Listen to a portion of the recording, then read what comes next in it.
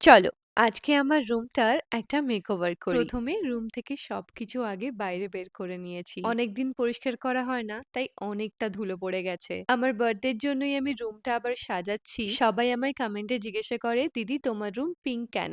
তাই এবার আমি নতুন কিছু ট্রাই মিন্ত্রা করছি। থেকে একটা সলিড হোয়াইট কালারের বেডশিট অর্ডার করেছি, কিন্তু আমি যা দোষী মেয়ে, এই হোয়াইট কালারের মর্যাদা আমি কতদিন রাখতে পারবো জানি না। শুধু বেডশিট নয়, আমি একটা হোয়াইট কার্টেনও অর্ডার করেছিলাম, কিন্তু এটা একটু ঘিয়ে কালারের এসছে। কিন্তু দেখো সবকিছু হোয়াইট কেমন যেন মিশে গেছে, খুবই প্লেন লাগছিল। ফ্লিপকার্ট থেকে আমি দুটো কুশন অর্ডার করেছিলাম, আর মিন্ত্রা থেকে আমি দুটো কুশন কভার অর্ডার করেছিলাম, যেটা খুবই মিষ্টি দেখতে। জাস্ট দেখো কি সুন্দর এই কভারটা। শুধু এই দুটো কুশন না, তার সাথে আমি আরো একটা ফ্লাওয়ার কুশন অর্ডার করেছিলাম। আর এবার তো বেড সাইড টেবিলটাও সাজাতে হবে, তাই না?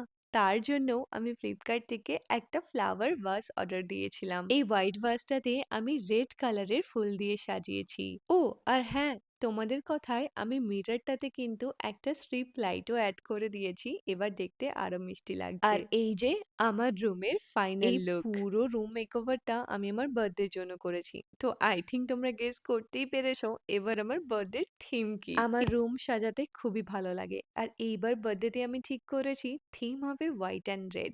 আর তবে থেকেই আমার মাথায় ঘুরছিল যে রুমটাকে কি করে সাজাবো। আমার তো বেশ ভালো লেগেছে। তোমাদের কেমন লাগলো সেটা কিন্তু কমেন্টে জানাতে ভুলো না।